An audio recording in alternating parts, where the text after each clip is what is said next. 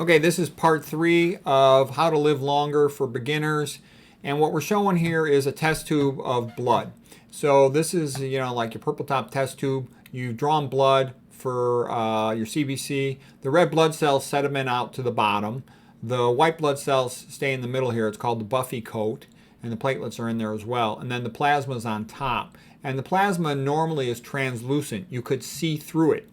Now, if you eat a high-fat meal, the plasma component becomes opaque. It's full of like your chylomicrons, for example, the fat. And so you can't see through it anymore. There was a good image of this in the movie called Game Changers about vegan diet for athletes. You probably watched that on the internet somewhere. You can find that. So anyways, fat causes a visible change in the blood.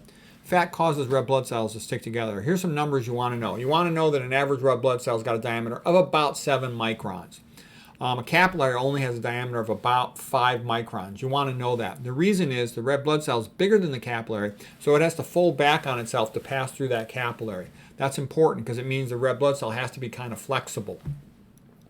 What happens when you eat a high-fat meal, the chylomicrons and the LDL particles are bridging molecules, meaning they stick the red blood cells together. When they stick them together, now you're trying to push something that's almost like a little bit like a submarine sandwich through these capillaries. The purpose of blood pressure is to get blood to the top of your brain, your cerebral cortex. So if the blood is thick, like a milkshake, you have to pump at a higher pressure than if the blood is thin, like water, so to speak. High-fat meal, sticking the red blood cells together, is called blood sludge, also called rouleau formation. Rouleau means stack of coins in French, is going to lead to higher blood pressure. The main thing that causes higher blood pressure is eating high-fat diets, okay? There's other things that do it too. I'll come to that in just a moment. Red blood cells, all blood cells as a matter of fact, they've got a zeta potential. A zeta potential means a negative charge on their outer surface. Doctors don't know this. I've never met a doctor in my life who knows this, and I didn't learn this either in med school or residency or fellowship, but it's very important to know. It's very basic. You have to know this. Negative charge on the outer surface of red blood cells, and that causes them to repel from each other so they don't stick together. That's good. You don't want them sticking together. A bridging molecule is a molecule with a positive charge that sticks the red blood cell together. That's called overcoming the zeta potential. What does that? Chylomicrons will do that. LDL cholesterol does that. IgM antibodies, those are the antibodies that come up in an acute infection. That's why acute infection can cause thrombosis of a blood vessel. Fibrinogen is the clotting protein that's also elevated in an acute stressful situation. It's acute phase reactant released by the liver. There's also bacterial endotoxins that are elevated in the blood with leaky gut. LPS from gram-negative bacteria, LTA from gram-positive bacteria, and they will cause fibrinogen to become activated, actually in a bad way, amyloidogenic clotting. They'll change its shape from alpha helix, which is like a slinky, like a cylinder, to beta-pleated sheet, which is flat, so they can stack up on each other. That's a secondary protein structure. And they'll form a type of clot that's refractory to lysis, refractory to being dissolved. So they're called dense matted deposits. Again, this is the work of Douglas Kell and Atheresia praetorius. Uric acid will do it too. You get elevated blood uric acid from eating meat. You also get elevated blood uric acid from eating an excessive amount of fructose, like a high fructose corn syrup. That can do it as well. It's both a bridging molecule and it also is an inhibitor of endothelial nitric oxide synthase, the vasodilator synthesizing enzyme. So when you decrease nitric oxide, you won't get as much vasodilation. That's bad. Okay, so you'll get thick blood and constricted vessels. That's bad. Dietary sodium also causes inhibition of endothelial nitric oxide synthase, so you'll get, again, constricted vessels. So it's harder to pump blood up to the brain if the blood vessels are narrowed, constricted, and you're pumping thick blood. So it's a double screw job. So that will also cause hypertension. The thicker the blood thickness is also called blood viscosity. The higher LDL cholesterol, the higher blood viscosity. Okay? Higher total cholesterol is associated with higher LDL cholesterol, so it's bad. That's why it's the risk factor for atherosclerosis, that it is. Atherosclerosis, by the way, is a blood clot. And the reason doctors don't know that is they get trained in knowing about cholesterol, but not much more than that. I can tell you it's a blood clot. I did a fellowship at Harvard with the emphasis on vascular disease, and I didn't even learn this at that time, but I've been interested in atherosclerosis for about 30 years. And what I've learned subsequent to that is the best authors on atherosclerosis are the pathologists because they look at it under a microscope. Surgeons want everything in the world to revolve around surgery. Cardiologists want everything in the world to revolve around stents. And I was an imaging guided surgeon, and I did a lot of lower extremity peripheral vascular work. And we thought we were the experts on atherosclerosis, but it turns out the pathologists are the real experts. They look at it with a microscope and they go, "Oh, atherosclerosis, it's a blood clot." I can tell you, I also look at a lot of CT angiograms, CAT scan angiograms, and atherosclerosis looks the exact same as a blood clot. That's what it is, and it becomes an organized hematoma, if you will, that the immune system comes in and tries to reabsorb it. Anyways, here's some work done by Peter Quo in the 1950s, and then later Ray Rosenman and Meyer Friedman did similar work in the 1960s, showing that when you eat a high-fat meal, the red blood cells stick together. They measure the blood levels in the patient, the blood lipids, every 30 minutes. And with saturated fat, it would sort of get peak lipemia from about 3 to 7 hours. And the patients that had cardiac angina to begin with, that had have the most anginal episodes, especially at peak lipemia, highest levels of fat in the blood, 5 to 6 hours. A very daring thing to do, this experiment, and this was done by Peter Quo, a cardiologist, back in the 1950s when they didn't have, coronary artery angiography, angioplasty, or stenting back in those days. Anyways, this just showed that's when you get maximum occlusion of vessels and maximum symptoms of cardiac angina. They later thought maybe things would be better if they tried with the omega-6 polyunsaturated fatty acids, the cooking oils in the 1960s, but they were even worse, caused more prolonged sludging of the blood, more prolonged symptomatic lipemia. And even the research techs were pissed off that the patients maintained persistent high levels of blood lipids for so long they wanted to go home. Okay, it was screwing up their day. So the point I'm making is you can't win with these fats. You're screwed with the saturated fats in the original Quo work. You're screwed with the omega-6 fats, and you're screwed with omega-3s too, because omega-3s, even though they're more bent and in such a way that you get less initial like triglycerides, and they initially have a slightly antithrombotic effect, in the long run, all fat, the fat you eat is the fat you wear, like Dr. McDougall says, and they push towards obesity, they push towards insulin resistance push towards vasculopathy, vascular disease. And so you end up not being able to win that game as well. Plus the omega-3 suppress the immune system. They're a bad idea in my opinion, and based on the research. And Dr. McDougall agrees with that. Nathan Pritikin agrees with that. Fat is bad. All dietary fats, if you eat them in excessive amounts beyond just what you get from low-fat plant foods, they have a negative effect on vascular health. And one of the points I wanted to make was you got tons of patients that are short of breath. Here's the hemoglobin oxygen dissociation curve, and it's sigmoidal, meaning shaped like a letter S, and it's got a relatively flat part over here. So a healthy person at rest isn't going to notice a 20% drop in arterial PO2, pressure of oxygen, because there's so much reserve, okay? But once they're exercising, it can have a significant effect on their athletic performance. And you got a lot of people with lousy lung function due to previously smoking cigarettes, COPD, or as they call them, chronic obstructive pulmonary disease, emphysema, bronchitis, or poor pulmonary function for other reasons, pulmonary fibrosis, or other less common conditions. Okay, so what I'm saying is all doctors should know this. A quick way to be able to increase arterial PO2 by as much as 20%. Wouldn't you want to know that?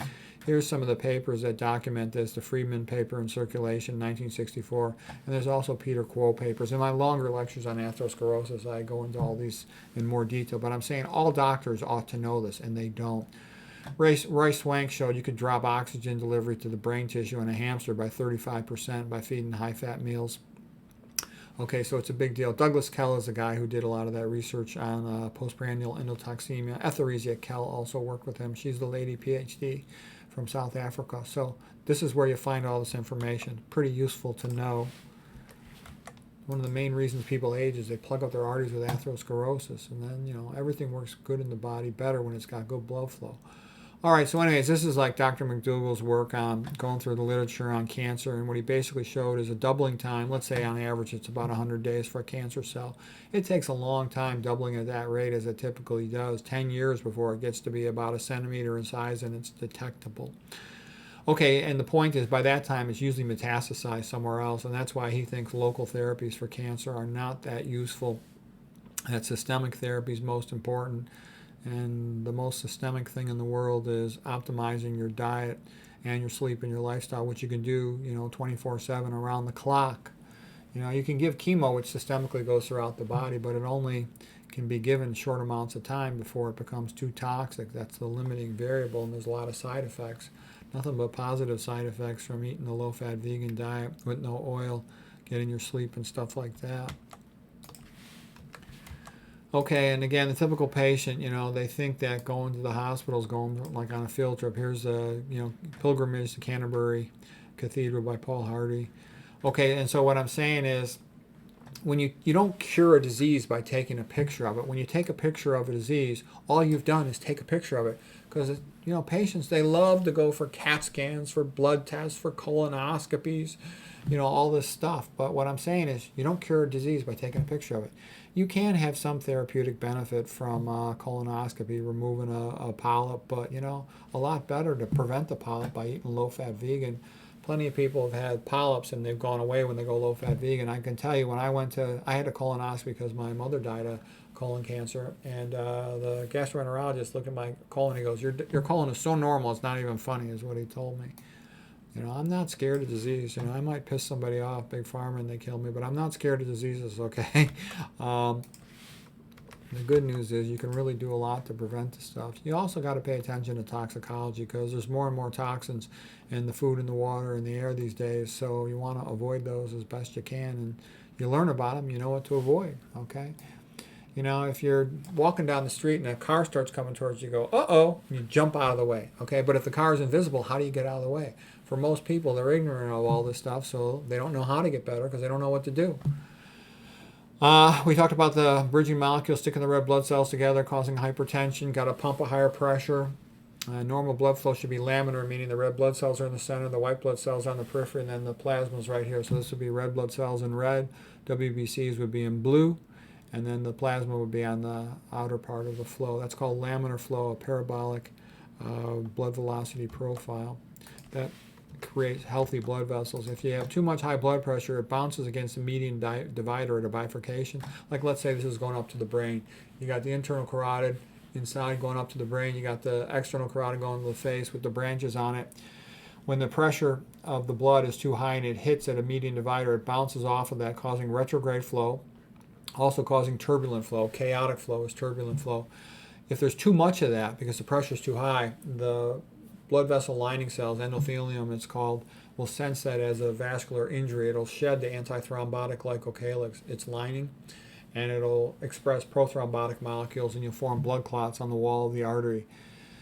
Now, this will be in a steady state, but if you do more prothrombotic things, like you've got leaky gut, etc., you've got an active infection, etc., this clot will grow bigger and bigger, and eventually little pieces might break off, go to the brain, and cause strokes. Okay, so you don't want that. You want your blood thin so you don't form these clots in the first place. That's the best way to be. Okay, a little bit about psychological stress. Psychological stress is an adaptive response to acute physical danger that should only last, let's say, anywhere from 5 minutes to an hour or so.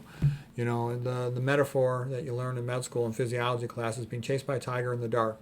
Okay, so we are basically primarily plant-eating animal, herbivorous animal in a sense, and we sense there's a big predator animal coming towards us. We're going to try to climb a tree or something, pick up a stick, be able to fight it off, whatever it takes. So your brain's constantly deciding, is everything cool? Can I stay in parasympathetic, autonomic physiology, rest and digest, feed and breathe? That's what we want to be in. Peaceful, calm, enjoying our time with our extended friends and family, eating our plant foods, okay? But if we sense danger, we go, uh-oh. Here comes a pack of hyenas. I better be ready to fight or to run, pick up a stick, okay, stay away from me. All right, so anyways, so your brain's constantly making that assessment. Are things cool or not cool? Cool or not cool? Cool or not cool? Most of the time, things are cool. You can just do whatever you're doing. Enjoy reading your book, enjoy eating your bananas. Everything's fine, but your brain is always making that assessment. And when it senses danger, it sends fight or flight hormones. Your cortisol and catecholamines come out to ramp up your blood lipids, your blood glucose, so you can be ready for fight, flight, or whatever you have to do. I mention this because it has a big effect on your physiology, and your brain constantly wants to answer this question all day long, because it's what you need to stay alive. Things are not okay, you go into sympathetic mode. In sympathetic mode, the body has limited resources, so it shuts off everything that's not essential to survive. So you don't need an immune system. You're not worried about an infection when you're running from, being chased by a tiger in the dark, okay? All you're worried about is, can I climb this tree, climb this wall, hit it with this stick and try to survive. So that's not at all like parasympathetic. Parasympathetic is, I'm going to enjoy this lovely dinner. I'm going to take a nice nap. I love this wonderful woman. We're going to go for a walk holding hands on the beach. Everything is cool. All right? So you want to spend as much of your life as you can, and this is PANS, means parasympathetic autonomic nervous system phase, in contradiction to sympathetic autonomic nervous system phase, and that is sympathetic, SANS. All right? So, we do need a little bit of stress. This is called the Yerkes-Dodson curve of performance. I'll take myself off here if you want to get a print screen on this. So basically, you need enough stress that you're energized, you're motivated. You want to jump out of the bed in the morning and do something good and useful, whatever it is. If you're a runner, you want to run and get some exercise. If you're a scholar, you want to study. Whatever it is, whatever you do for your job, your life, you do it. And you need a little bit of motivation to energize you. That's all good. If you're too excessively stressed out, then you could potentially have anxiety or panic and you choke in a sport. So you don't want that. That impairs performance. But you need some stress, some motivation. Otherwise, you just want to go back to sleep. All right? That's the Yerkes-Dodson curve of trying to optimize your stress. Now, here's a little bit about social. This is the Roseto effect. And the Roseto is a town in Italy where these multi-generation Italian families live together, with grandpa and grandma and the other grandpa and grandma, the grandchildren, the children, and they all lived together and helped each other out. And they were much, much healthier than the people who were demographically matched to them. So these extended families, if Luigi loses his job and he's living by himself in the city, he's screwed. He can't pay his rent. He can't buy food. He could starve to death. He's homeless. He's screwed, okay? On the other hand, if Luigi, living with the extended family, the Roseto effect, he loses his job, it's not a big deal. He'll just go look for another job. The rest of the family will feed him, take care of him, shelter him until he finds a new job. So they were very healthy. Then in the 1970s, families in America spread apart so much. There were a lot more no-fault divorces, and these extended families all broke apart. And once they broke apart, these Italian families were no longer any healthier than their neighbors, okay? But when they were all working together as an extended family, they were much healthier. So there's a lot of benefits to having a good social support system. Here's a nice painting called Filial Piety and the Paralytic. So this poor old guy, he's, a paraplegic, but he stays alive because the family helps him out. They feed him, they love him, they take care of him. So there's a big advantage to having social support in life. So you want to try to maintain your relationships. You try to maintain your relationships. Be nice to people, and they'll be nice to you. Okay, so that's the end of part 3 of this video on how to live longer for beginners.